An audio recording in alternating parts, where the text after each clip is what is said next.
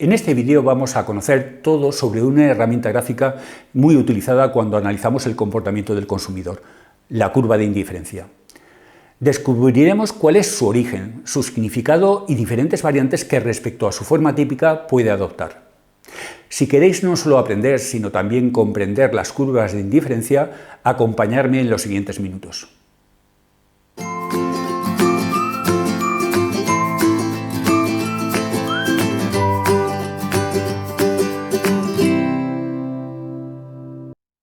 Antes de adentrarnos en su estudio, no estaría de más situar esta herramienta gráfica en el contexto histórico donde surgió. Dentro de la microeconomía, la teoría sobre el comportamiento del consumidor aborda el análisis del modo en que el individuo decide sobre lo que consumir y en qué cantidades hacerlo. A partir de ello, los economistas estamos en condiciones de determinar cómo será la curva de demanda del individuo y, por extensión, la curva de demanda en el mercado.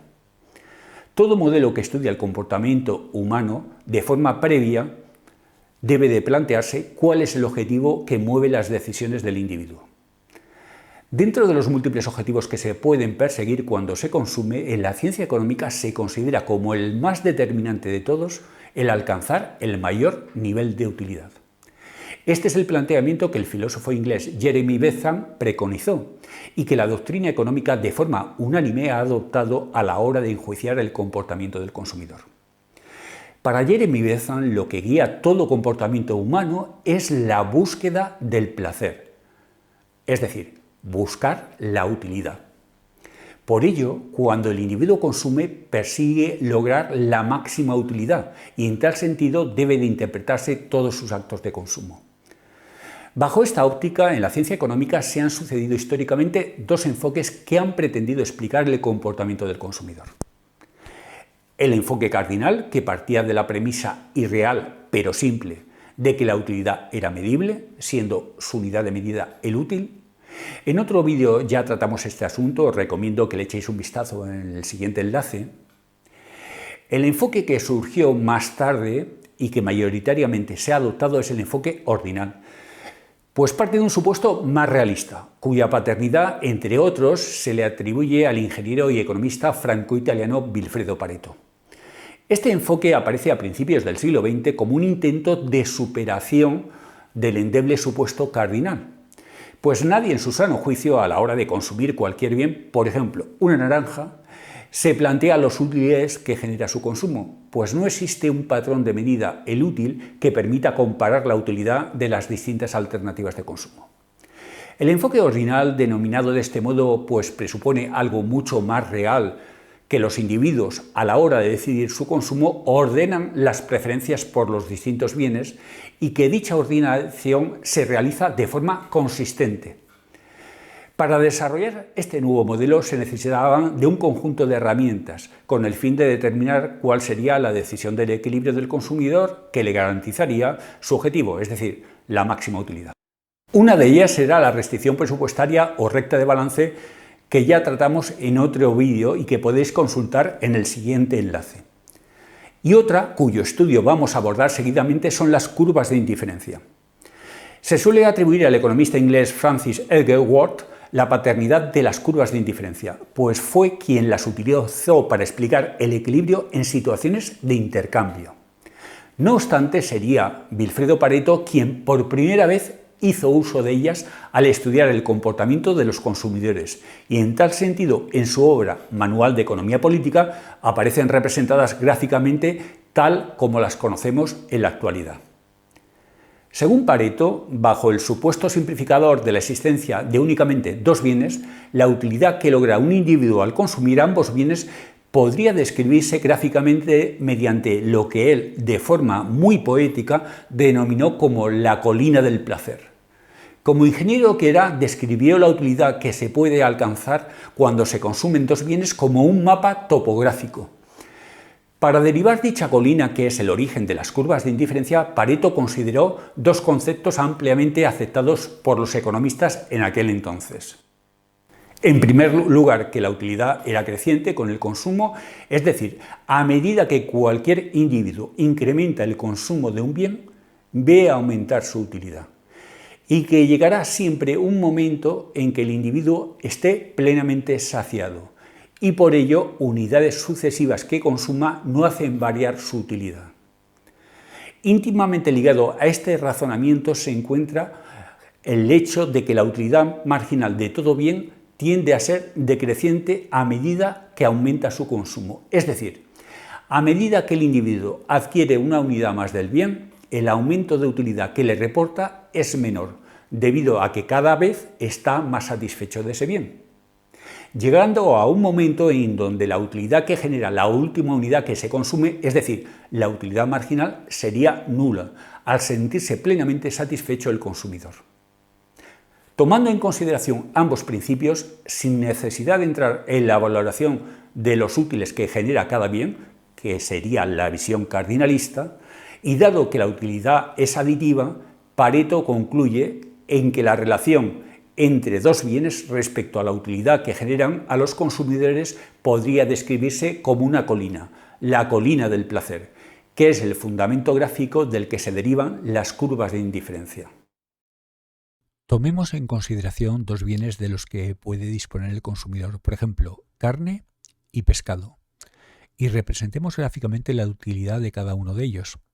Tal como razonamos anteriormente, la utilidad de ambos crecería a medida que aumenta su consumo, hasta llegar a un punto en que el individuo estuviese completamente saciado, es decir, satisfecho.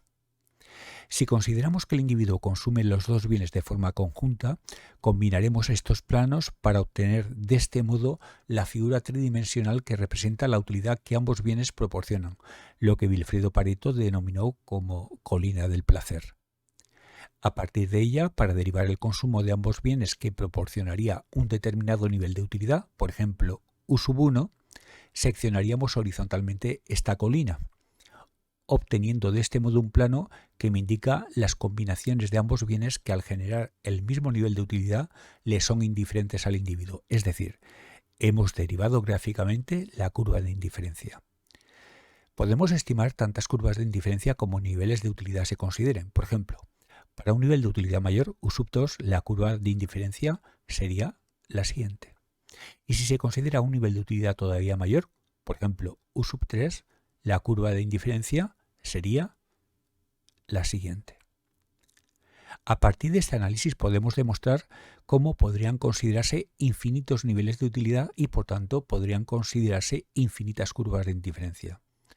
En nuestro análisis, por simplicidad, solo hemos considerado 3 niveles de utilidad. También podemos confirmar que ninguna de ellas se podría cortar, pues cada una refleja un nivel de utilidad distinto, y comprender el por qué las curvas de indiferencia más alejadas del origen reflejarán mayor nivel de utilidad. Una vez conocido el origen de las curvas de indiferencia, es momento de analizar algunas de sus características. Para ello, centremos nuestra atención tan solo en una de ellas. Lo primero que comprobaremos es que tiene una trayectoria decreciente, lo que pone de manifiesto algo del todo lógico. Si deseamos más de un bien, por ejemplo pescado, debemos de reducir nuestro consumo del otro, en nuestro ejemplo la carne, para de este modo mantener el mismo nivel de utilidad. También podemos verificar cómo las curvas de indiferencia son convexas, pues a medida que deseamos una unidad más de un bien, en nuestro ejemplo pescado, para mantener el mismo nivel de utilidad estaremos menos dispuestos a reducir el consumo de carne. En este sentido, las curvas de indiferencia serían convexas. Con el fin de completar el análisis de sus características, debemos estimar la pendiente de la misma, así como su significado. Para ello, consideraremos un punto cualquiera y calcularemos la pendiente, que se denomina relación marginal de sustitución o tasa marginal de sustitución entre dos bienes, pues me va a indicar en cuánto tengo que reducir el consumo de un bien para conseguir una unidad adicional, la marginal, del otro sin que cambie el nivel de utilidad. La tasa marginal de sustitución entre carne y pescado, es decir, a cuántos kilogramos de carne se deben de renunciar para conseguir 1 kilo de pescado, lo indicaría el valor de la pendiente de la tangente en dicho punto. En términos continuos, se trataría de estimar la tasa de cambio, derivada de la cantidad de carne respecto a la de pescado. Si deseamos calcular la tasa marginal de sustitución entre dos canastas, calcularemos el cociente entre la variación de la carne y del pescado, cuando deseo cambiar de una canasta a otra de consumo, sin que varíe mi utilidad para que ambas me fueran indiferentes.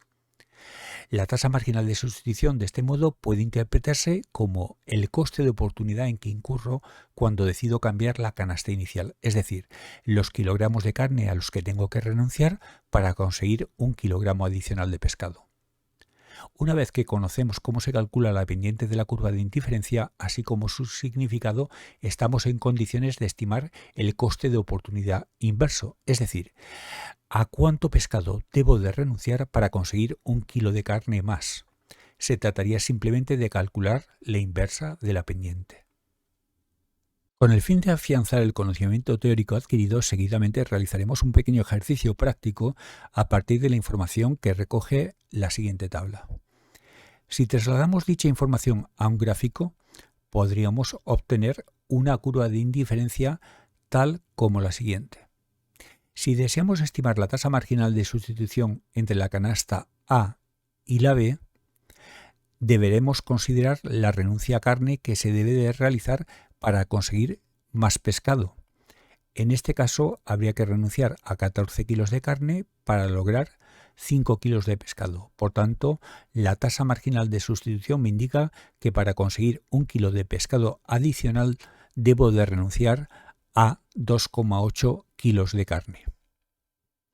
Del mismo modo procedo si deseo calcular la tasa marginal de sustitución de la canasta B a la C, siendo en este caso el valor de menos 0,5. Es decir, para conseguir un kilo de pescado adicional debo de renunciar a medio kilo de carne.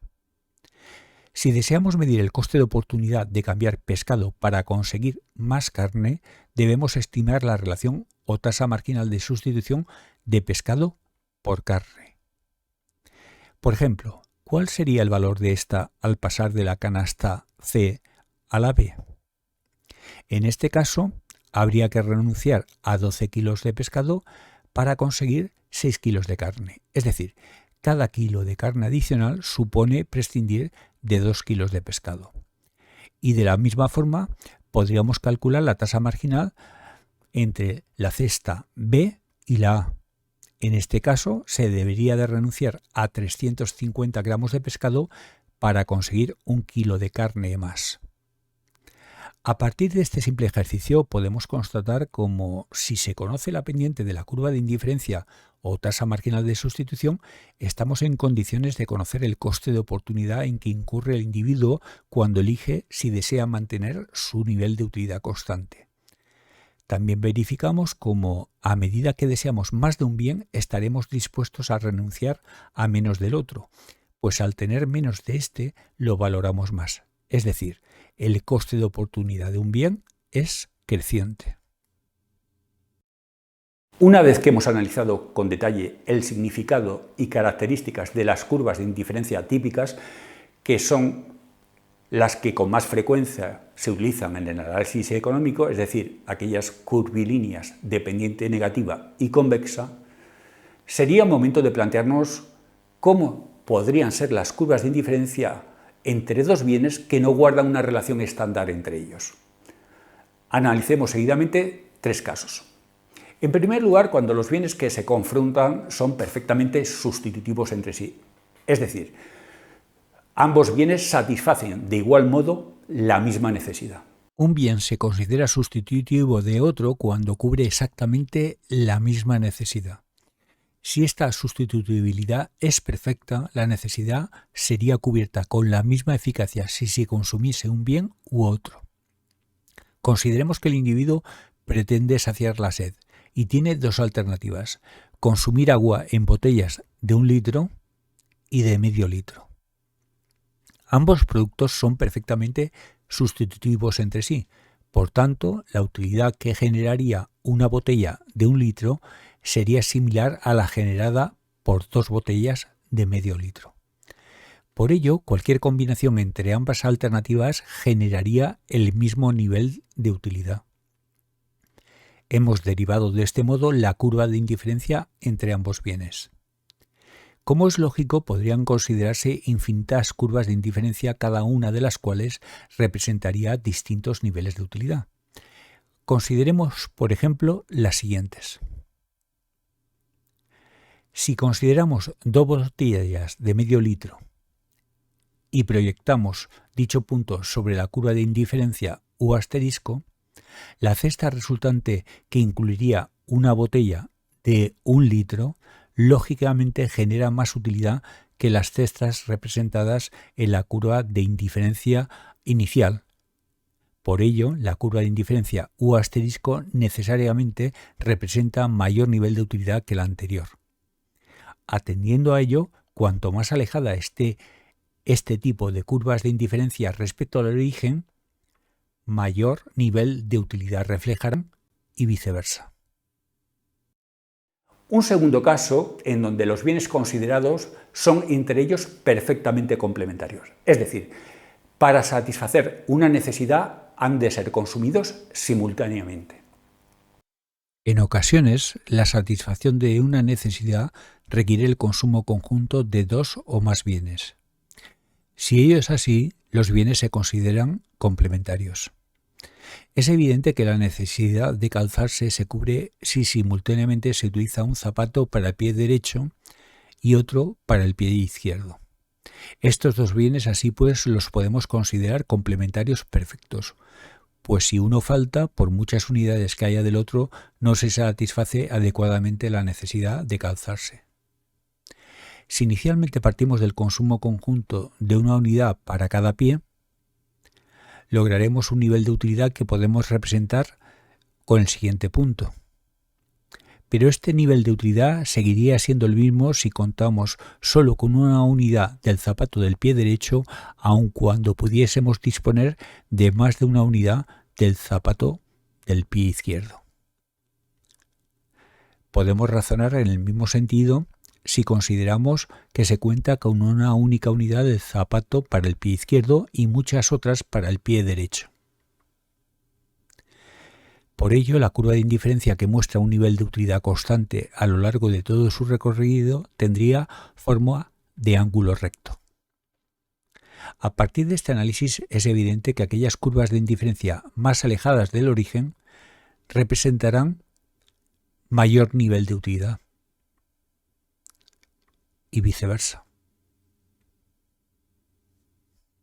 Y por último, cuando se consideran productos con utilidad positiva, lo que generalmente denominamos bienes, frente a productos que generan utilidad negativa, es decir, aquellos que el individuo considera como males.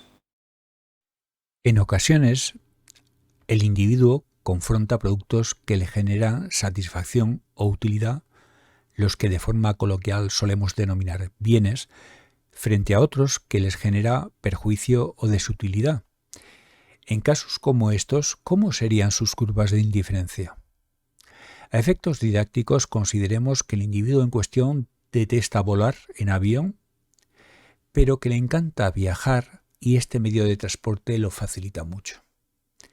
Si en el eje vertical se computan las horas de vuelo que el individuo podría realizar y en el eje horizontal el número de viajes que le facilita este medio de transporte, el mal para este individuo sería viajar en avión, en tanto que el bien sería el número de viajes que podría realizar. Si deseamos trazar sus curvas de indiferencia respecto a estas alternativas, vamos a demostrar cómo éstas tendrán siempre una pendiente positiva, pudiendo ser rectilíneas o curvilíneas. ¿Por qué? Para demostrar esto, consideremos una canasta cualquiera. Por ejemplo, 10 horas de vuelo y 4 viajes. Si deseamos realizar más viajes, por ejemplo, 5 viajes, lo cual nos incrementaría la utilidad, y deseamos mantenernos sobre la misma curva de indiferencia, es decir, mantener nuestro nivel de utilidad, obligatoriamente debe compensarse esa mayor utilidad con el sacrificio, es decir, la desutilidad que le genera al individuo un mayor número de horas de vuelo, por ejemplo, 14. Por tanto, la nueva cesta necesariamente debe de quedar representada por un punto situado más arriba. Razonando en sentido inverso, si el individuo realiza menos horas de vuelo, 12, esa menor desutilidad para poder mantenerse en la misma curva de indiferencia debería ser compensada con la menor utilidad que le proporciona el número de viajes realizados. Ahora, por ejemplo, deberían de ser 3. Establecida la pendiente positiva o creciente de este tipo de curvas de indiferencia, lo siguiente sería analizar la interpretación de la posición de las diferentes curvas de indiferencia sobre este plano. Para ello consideraremos del infinito mapas de curvas de indiferencia, por ejemplo, las siguientes.